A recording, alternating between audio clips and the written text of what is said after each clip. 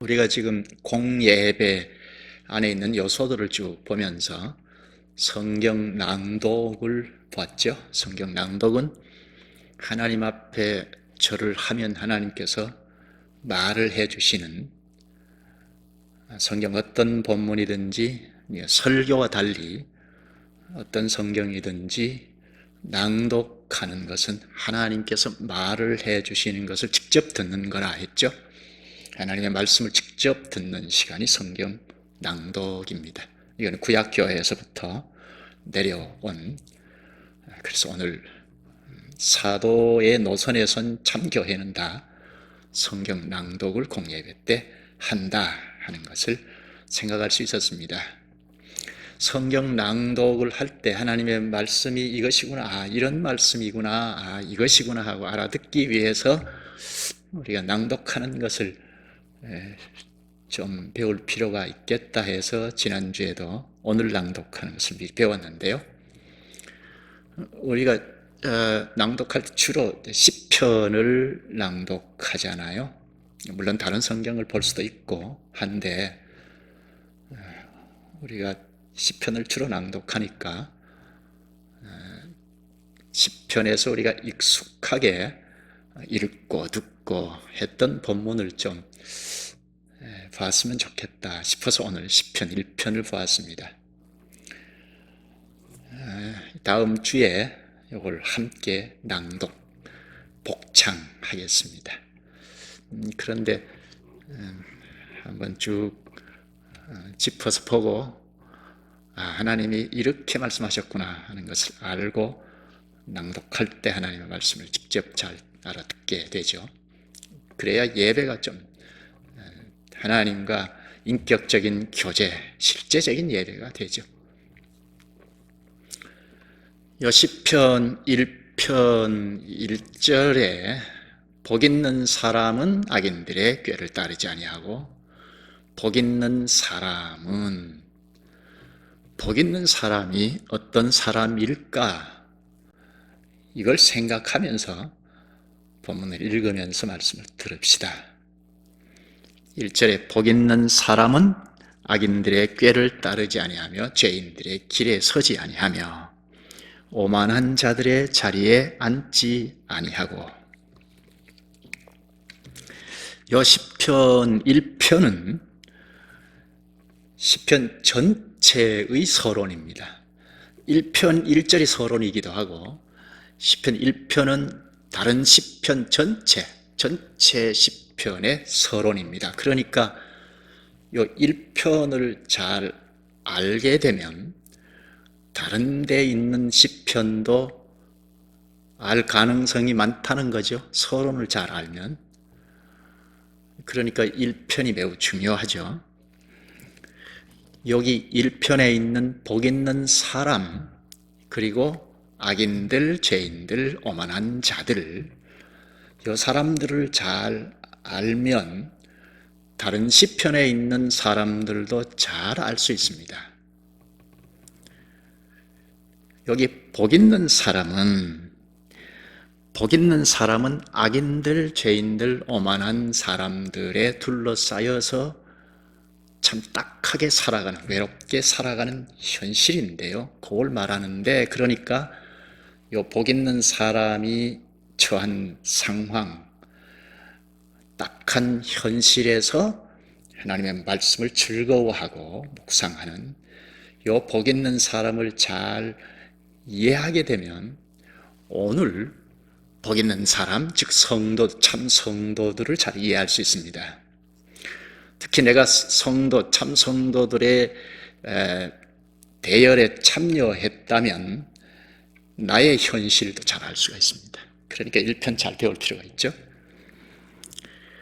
당시의 상황을 보면 1편에 있는 이 시인이 읊은 이 1편을 보면 악한 사람들, 죄인들, 오만한 사람들, 이 사람들에게 둘러싸여 있는데 요 악한 사람들, 죄인들, 오만한 사람들이 완전히 저 이스라엘 바깥에 있는 불신자들, 그들은 물론이고 이스라엘 국가 교회 안에 있는 신자들이라고 하는데 거짓 신자들, 불신자들, 교회 안에 불신자의 현실, 그런 현실 상황에서 외롭게 하나님의 말씀을 즐거워하면서 살아가는 복 있는 사람을 잘 이해하면 오늘에도 저 바깥에 있는 불신자는 물론이지만 교회 안에 불신자들이 있는 틈바구니에서 주님의 말씀을 즐거워하면서 살아가는 성도, 또 내가 그 성도라면 나의 처지 형편도 잘 깨달을 수가 있습니다. 이 말씀을 볼 때 우리가 자칫하면 이중잣대를 대고 보기가 쉬운데요, 나의 현실을 놓고 복 있는 사람이 어떤 사람일지 그걸 좀 생각하면 말씀을 잘 깨달을 수 있죠. 여기 복 있는 사람은 악인들의 꾀를 따르지 아니하고 죄인들의 길에 서지 아니하며 오만한 자들의 자리에 앉지 아니하고, 복 있는 사람은 이렇다 하는데요, 복 있는 사람, 복 하면 우리나라 사람들이 어떻게 생각하죠? 아, 행복하구나, 잘 먹고 잘 살구나, 참 좋다, 이렇게 생각하기 쉽죠. 우리나라 정서에 그렇습니다. 그래서 새해가 되면 새해 복 많이 받으세요, 이게 다 행복 물질 혹은 인생 행복이잖아요. 복을 막 빌어주고, 여기에 교회 안에도 고스란히 들어와서 성경을 보면서 복 있는 사람, 우리가 행복하겠다, 인생 행복이겠다 하는 속적으로 읽기 쉽습니다. 여기 복 있는 사람은 악인들의 꾀를 따르지 아니하고 죄인들의 길에 서지 아니하며 오만한 자들의 자리에 앉지 아니하고, 우리가 인생 행복이라는 생각하면서 이 본문을 읽으면 좀 빗나가죠. 이게 뭐 그렇게 복인가? 그렇죠? 여기 복 있는 사람은 한 사람이죠. 한 사람입니다. 저 5절에 가면 의인이라고 하는데요, 거기는 의인들 해서 복수인데 여기서는 한 사람입니다. 복 있는 사람 또는 의인 또는 이 본문을 노래하는 시인, 같은 사람이죠. 시인, 복 있는 사람, 의인 같은 말이고, 그리고 여기 죄인들, 악인들, 죄인들, 오만한 자들, 이건 복수이죠. 다수입니다. 이 죄인들, 악인들, 오만한 자들은 다 한 패거리예요. 다른 사람들이 아니고 같은 패거리, 그렇게 생각하시면 좋겠습니다. 조금 더 좀 보면 악인들이 죄를 꾀한다, 악인들의 꾀를 따르지 않냐고 했으니까 꾀합니다. 한데 모여서 꾀를 냅니다. 도모하는 건데 이때는 이 사람들의 정체가 뭔지 모릅니다. 그런데 꾀한 죄를 실행에 옮깁니다. 그러면 이제 죄가 드러나죠. 이게 죄인들인데요, 죄가 드러나 보이면 죄인들이구나, 죄구나 하는 것을 알 수 있습니다. 그런데 이렇게 죄를 버젓이 지어놓고도 이 악인들, 죄인들은 고개를 쳐들고 다닙니다. 자기 잘난 못에 하나 죄라고 생각하지 않고 다닙니다. 이 사람들이 또 같이 한자리에 앉으면 자기들이 저질러 놓은 것을 가지고 자축을 합니다. 우리 잘했지? 너도 잘했어 하고 서로 축하하고, 이게 오만한 자들입니다. 오만한 자들, 다른 말로 조롱하는 자들이라 할 수 있습니다. 한자리에 앉아서 자기들끼리는 자축하고, 그리고 복 있는 한 사람을 향해서는 네 하고 조롱합니다. 저렇게 살아가지고 뭐라고 하죠? 복 있는 한 사람을 향해서 조롱할 뿐 아니라 위로는 하나님까지도 조롱합니다. 하나님이 어디 있다고? 우리가 잘한 거지. 우리가 옳다 합니다. 복 있는 사람이 율법, 당신은 율법이 하나님 말씀이죠. 하나님 말씀이 있으니까 죄가 뭔지 금방 압니다. 복 있는 사람은, 의인은, 여기 시인은. 그러니까 죄를 저지르고 다니는 자들을 향해서 죄라고 하죠. 죄는 죄라고 하죠. 그러니까 여기 악인들, 죄인들, 오만한 자들은 한 패거리로 있으면서 자기들이 옳다 하고 복 있는 한 사람을 향해서 네가 잘못이다, 그따위로 살아서 되겠느냐 합니다. 위로 하나님을 조롱하기까지 하는 사람들이니까 무서울 것이 없죠. 그러니까 옆으로 복 있는 한 사람에 대해서는 뭐 거침없이 없죠. 기회만 있으면 공격하고 싸우자 합니다. 이게 복 있는 사람이 처한 현실입니다. 한 것을 찾아보시죠. 시편 140편입니다. 시편 140편. 이 140편이 오늘 말씀과 연관이 있는데요. 140편 1절, 여호와여 악인에게서 나를 건지시며 포악한 자에게서 나를 보존하소서. 의인의 기도인데요. 악인에게서 나를 건져 주십시오 합니다. 포악한 자에게서 나를 지켜 주십시오 합니다. 계속 기도하기를 2절에 그들이 마음속으로 악을 꾀하고 싸우기 위하여 매일 모이오며, 악을 꾀하고 싸우기 위하여 매일 모인다. 모였다 하면 악을 꾀합니다. 그래서 복 있는 사람은 대항할 힘이 없으니까 위로 하나님을 향해서 기도할 뿐입니다. 4절에 여호와여 나를 지키사 악인의 손에서 빠지지 않게 하시며 나를 보존하사 포악한 자에게서 벗어나게 하소서.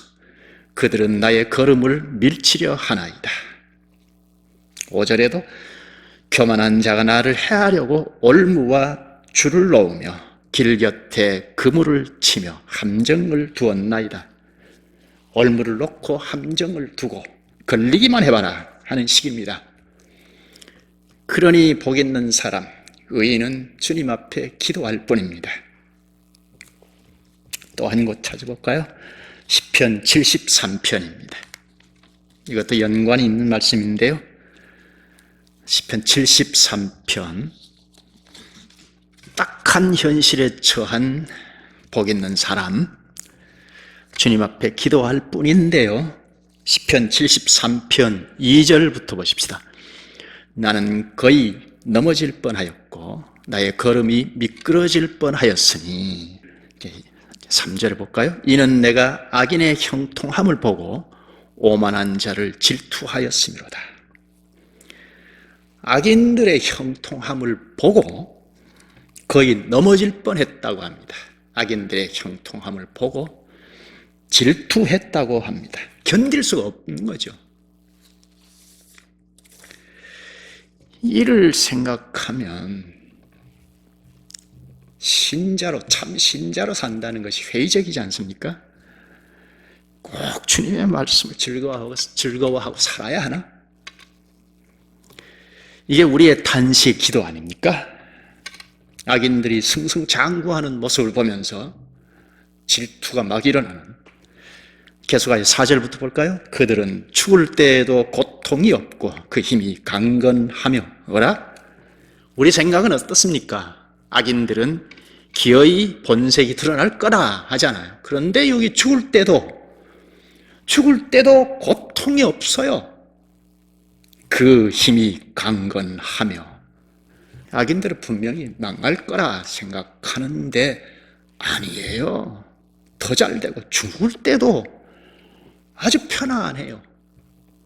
5절부터 쭉 볼까요? 사람들이 당하는 고난이 그들에게는 없고 사람들이 당하는 재앙도 그들에게는 없나니, 그러므로 교만이 그들의 목걸이요 강포가 그들의 옷이며. 교만, 강포, 강포는 우악스럽다는 거죠. 7절에 살찜으로 그들의 눈이 솟아나며 그들의 소득은 마음의 소원보다 많으며. 지금 우리는 굉장히 잘 사는 물질적으로 풍요로운 시대에 살고 있기 때문에 살찐다 하는 것이 오히려 안 좋게 생각하잖아요. 그런데 옛날에는 그렇지 않았죠. 이 당시에도 마찬가지입니다. 먹고 살기 어려운 시대인데 살찐다. 악인들이 살이 그냥 피둥피둥하게 쪄서 돌아다닌다는 겁니다. 7절에 살찜으로 그들의 눈이 솟아나며 그들의 소득은 마음의 소원보다 많으며. 마음먹은 대로 다 된다는 겁니다. 소득이 왜 이렇게 많은가요? 잘 먹고 잘 삽니다. 하나님을 믿으면 잘 먹고 잘 산다 해야 맞는데 이게 뭘까? 마음먹는 대로 승승장구합니다. 악인들이요, 도대체 신자로 살아간다는 게 뭘까? 답을 찾을 수 없습니다. 버젓이 죄를 지으면서 살아가지만 꿀릴 것이 없고 승승장구하고 잘 먹고 잘 살고. 여기서 복 있는 사람이 답을 찾을 길이 없습니다. 답을 찾을 수 없습니다. 회의적입니다. 꼭 이렇게 살아야 하나? 그런 식입니다. 그런데 이 73편 쭉 읽어 내려가 보면 17절에서 답을 찾습니다. 17절을 볼까요? 하나님의 성소에 들어갈 때야 그들의 종말을 내가 깨달았나이다. 성소에서 악인들의 종말을 알았다 하죠. 성소, 구약의 성전, 성소. 여기 하나님이 계시죠? 하나님이 임재하셔서 말씀하십니다. 하나님의 말씀을 듣고 나서 깨달았다는 겁니다. 악인들의 결과가 무엇인지 알았다는 겁니다. 구약 당시의 성소는 예수 그리스도의 그림자라는 걸 우리가 잘 압니다. 그러니까 그리스도 안에서 그리스도께서 말씀을 공급하시니까 말씀을 비춰보니 악인들의 존재, 결말을 알 수 있겠다는 겁니다. 본문으로 돌아갈까요? 시편 1편. 본문에 복 있는 사람, 무엇 때문에 복 있는 사람일까? 1절에는 악인들의 꾀를 따르지 아니하고 죄인들의 길에 서지 아니하며 오만한 자들의 자리에 앉지 아니하고. 그게 뭐 그렇게 복인가? 자, 2절을 볼까요? 오직 여호와의 율법을 즐거워하여 그의 율법을 주야로 묵상하는도다. 여호와의 율법을 즐거워한다. 주야로 묵상한다. 여기 여호와의 율법은 구약 당시에 하나님의 말씀인 것을 우리가 잘 압니다. 1절에 보면 복 있는 사람 한 사람이 악인들, 죄인들, 오만한 자들에게 다수에 둘러싸여 외로이 살아갑니다. 복 있는 사람 같지 않아요. 이해가 잘 안 됩니다. 그런데 여기 2절에는 여호와의 율법, 하나님의 말씀을 즐거워한다, 묵상한다 합니다. 그것도 주야로. 당시의 하나님의 말씀을 즐거워한다. 이 말은, 말씀을 즐긴다 하는 말은 그 말씀 자체를 기뻐한다는 겁니다. 자, 오늘 우리 현실을 볼까요? 나의 현실 볼까요? 말씀 자체를 가지고 즐거워하는 것도 있지만 내 상황에 말씀을 끌어와서 이용하는 경우도 종종 보죠? 안 그런가요?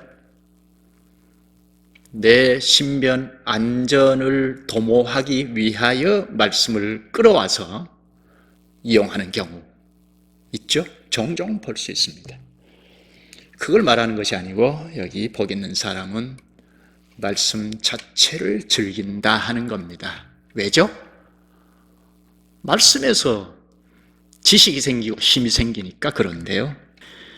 여기 묵상, 주야로 묵상한다. 묵상은 큐틱, 경건의 시간을 갖는다는 말이 아니고 중얼중얼한다는 의성어입니다. 우리 옛날에 시인 그 서당에서 하늘 전 따지 이렇게 읊조리는 거와 같은 겁니다. 말씀을 중얼중얼 한다는 겁니다. 혼자 있을 때는 중얼거리지만 같이 있을 때는 복창합니다. 낭독합니다. 교회로 연합이 되면 낭독하죠. 그게 묵상입니다. 여기 주야로 중얼거리고, 그러니까 밤낮으로 중얼거리고 같이 모이면 복창합니다. 우리는 밤이나 낮이나 좋을 때도 있고 나쁠 때도 있고 왔다 갔다 하잖아요. 그런데 밤낮으로 말씀을 즐거워하고 중얼거리고 말씀을 함께 모이면 복창합니다. 무엇 때문에 그런가? 무엇 때문에 말씀을 이렇게 좋아하는가? 3절을 볼까요? 본문 3절. 그는 시냇가에 심은 나무가 철을 따라 열매를 맺으며 그 잎사귀가 마르지 아니함 같으니 그가 하는 모든 일이 다 형통하리로다. 여기 복 있는 사람, 요 시인을 시냇가에 심은 나무로 비유하죠. 그는 시냇가에 심은 나무가, 시냇가, 요거는 우리가 생각하는, 우리나라에서 생각하는 시냇물이 흐르는 시냇가가 아닙니다. 그쪽에는, 이스라엘은 건기, 우기가 있다는 걸 우리가 잘 알죠. 그래서 농사를 지으려면 요 시냇가를 만들어야 합니다. 인공으로 사람이 요 수로를, 농사 물을 대기 위한 수로를 만들어야 합니다. 그거 시냇가입니다. 인공으로 만든 수로, 그게 시냇가입니다.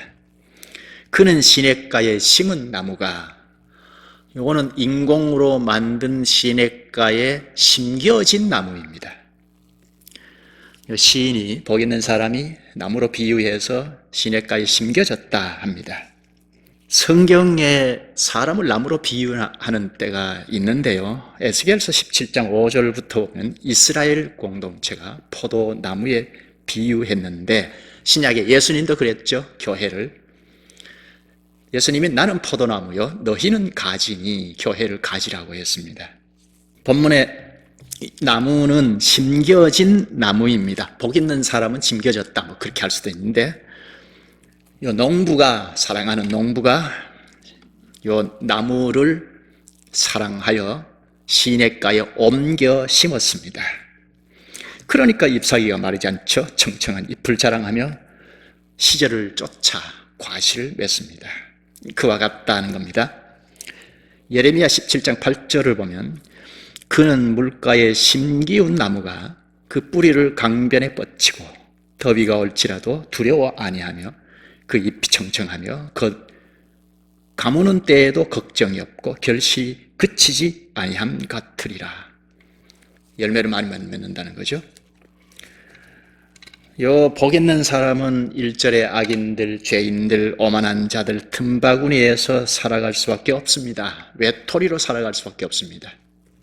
그런데 말씀을 중얼거리고 또 함께하면 복창하면서 열매를 많이 맺는다. 그렇죠? 여기 과일나무인데요. 이렇게 농부가 참 어리석은가? 당시에는 먹고 살기가 어렵기 때문에 곡식을 심어야 합니다. 나무를 심는다, 과일나무를 심는다는 건 좀 어리석은 겁니다. 그런데 농부가 주권적으로 과일나무를 옮겨 심었습니다. 근데 이 과일이 열매가 많이 맺는다, 과일을 많이 맺는다 하죠. 왜일까요? 이건 공급이 이루어지기 때문이죠. 냇가에 물이 흐르는, 항상 흐르는, 건기 때도 물이 흐르는 냇가에 심어졌기 때문에 계속 영양 공급이 있다는 겁니다. 그러니까 열매를 많이 맺죠. 이게 복 있는 사람에게 바로 직대입하면 악인들, 죄인들, 오만한 자들에게 둘러싸여 있지만 그들이 알지 못하는 공급이 있다는 거죠. 그러니까 다수에 둘러싸여 있지만 외로워하지 않습니다. 당당하게 살아갑니다. 왜죠? 공급이 있으니까. 그 공급이 지식부터 벌써 그 사람들과는 비교할 수 없는 지적인 의식이 있다는 겁니다. 가치관이 있습니다. 인생이 왜 존재하는지, 인생관이 악인들, 죄인들, 오만한 자들과 전혀 다릅니다. 그러니까 꿀리지 않는 거죠. 외로워하지 않아요. 다수에 둘러싸여 살아갈지라도 공급이 있기 때문에 그 사람들과 존재 방식 자체가 다릅니다. 인생의 존재 목적이 전혀 다릅니다. 그러니까 3절 끝에 형통하리로다 합니다. 이 형통은 잘 먹고 잘 산다는 게 아닙니다. 그렇죠? 공급이 있어서 어떤 상황에서도 주눅이 들지 않고 당당하게 살아간다는 겁니다. 이게 형통이죠. 공급이 있으니까 가치관부터 다르고 인생과 다르니까 그들과 비교할 수조차 없다는 겁니다. 4절을 같이 볼까요? 4절. 악인들은 그렇지 아니하며 오직 바람에 나는 겨와 같도다. 이 패거리들, 악인들, 패거리들은 바람에 나는 겨와 같도다 합니다. 의인은 물가에 심겨진 나무로 비유했는데 악인들은 바람에 나는 겨로 비유했습니다. 겨, 이거는 곡식 껍질이죠. 곡식을 탈곡하고 나면 껍질. 제가 어릴 때 생각을 떠올리면 추수를 해서 곡식을 이렇게 절구에 찧어서 그래서 바람에 이렇게 날리면 곡식은 떨어지고 겨는 쭉 날아가죠. 그와 같아요. 무성하게 보이던 악인들, 죄인들, 오만한 자들, 아주 패거리들이 얼마나 잘 나갑니까? 승승장구했던 자들인데, 그런데 바람에 날아가는 겨와 같다. 흔적도 없이 사라집니다. 꾀를 내기도 하고 기를 내기도 하고 모임도 있고 하나님도 조롱하고 뭐 겁이 없는 사람들인데 온 세상을 다 가진 것처럼 큰 소리치며 살았잖아요. 그런데 바람에 나는 겨와 같이 소리 소문 없이 사라집니다. 어디로 가죠? 악인들이 어디로 가죠? 우리는 얼른 떠올리는 것이 여호와 앞에 심판대, 장차 예수님이 다시 오시면 마지막 심판대 앞에 서겠다 하는 거죠. 5절을 볼까요? 그러므로 악인들은 심판을 견디지 못하며 죄인들이 의인들의 모임에 들지 못하리로다. 악인들은 심판을 견디지 못한다. 의인들의 모임에도 들지 못한다. 이게 의인들, 복 있는 사람과 악인들의 차이죠. 여기 의인들이라고 하죠. 처음 시작할 때는 한 사람이었죠. 복 있는 한 사람이었습니다. 근데 여기서는 의인들 복수입니다. 다수이죠. 요거는 이제 철을 따라 열매를 많이 맺는 것 같기 때문입니다. 열매는 집합적 단수이죠. 열매. 한 사람으로 시작했으나 말씀을 즐거워하고 주야로 읊조리며 살아갈 때 시냇가에 심은 나무처럼 잎이 청청하고 결국 열매를 많이 맺는다. 한 사람은 우리는 얼른 예수 그리스도를 향할 수 있죠. 한 사람으로 오신 예수 그리스도께서 많은 열매를 얻었죠. 뒤에 좀 보겠습니다. 의인들의 모임이 그렇죠. 6절을 같이 볼까요? 무릇 의인들의 길은 여호와께서 인정하시나 악인들의 길은 망하리로다. 의인들의 길, 악인들의 길. 의인들의 길은 여호와께서 인정하신다. 길을 나서서 걸어가는 과정에서도 인정하시고 길을 다 걸은 이후에 영광의 나라에 이를 때도 물론 인정하시죠. 악인들의 길은 망하리로다. 길을 걸어갈 때도 자기들끼리는 잘난 못에 살지라도 여호와는 인정하지 않고 종말에도 인정하지 않는다, 망한다 합니다. 여기 의인의 모임, 복 있는 한 사람으로 시작해서 의인들의 모임이 되었는데요. 이 모임이 어떻게 형성이 됐죠? 자기들이 막 노력해서 힘을 써서 우연히가 아니죠. 농부 되시는 하나님께서 시냇가로 옮겨 심으셨기 때문입니다. 이 시냇가가 바로 예수 그리스도입니다. 예수 그리스도께서 십자가에서 단번에 희생제사로 죽으심으로 우리 자신을 그리스도에게 옮겨 심어 놓으셨습니다. 그때 하나님께서 사랑하는 택자들을 다 옮겨 심으셨습니다. 그러니까 의인들의 모임이죠. 요한복음 12장 24절에 예수님께서 말씀하십니다. 한 알의 밀이 땅에 떨어져 죽으면 많은 열매를 맺느니라. 예수께서 죽으심으로, 하나님의 심판을 받아 죽으심으로 많은 열매를 맺으셨습니다. 그게 의인들의 모임입니다. 시냇가가 예수 그리스도라고 했죠. 예수 그리스도에게 심겨졌기에 의인들의 모임은 안전해요. 건기 때도 우기 때도 안전합니다. 생수의 근원이신 그리스도께서 공급하시기에, 말씀을 공급하시고 성령을 보내주셔서 성령 함께 하시기에 든든하죠. 다수의 힘과 공격, 위협이 있다 하더라도 외롭지 않습니다. 외롭죠? 홀로니까. 그러나 결국은 그리스도 안에서 의인들의 회중 가운데, 모임 가운데 속해 있으니까 승승장구하는 삶을 살아갈 수밖에 없습니다. 이게 이제 형통인데요. 악인들, 죄인들, 오만한 자들이 도무지 알지 못하는 그 사이에 공급이 끊임없이 있습니다. 그래서 결국은 영원한 모임의 자리에까지 가게 됩니다. 기도하시죠. 은혜가 풍성하신 주님, 주님께서 저희를 인도하시기에 부르신 자들의 세상 한가운데서 살아가나 당당히 살아갈 수 있사옵나이다. 때때로 악인들에게 둘러싸여 숨조차 쉴 수 없는 고난, 고통 가운데 살아갈지라도 저희는 우리 주님의 큰 사랑으로 시냇가인 그리스도에게 옮겨 심어 놓으셨기에 철을 따라 과실을 맺고 살아가는 것처럼 당당히 살아갈 수밖에 없사옵나이다. 악인들이 도무지 알지 못하는 공급이 있기 때문에 저희는 의인들의 모임에 참여하여 영원한 주의 나라를 기대하면서 늘 열매를 맺는 삶을 살아갈 수 있사옵나이다. 예수님 이름으로 기도하옵나이다. 아멘.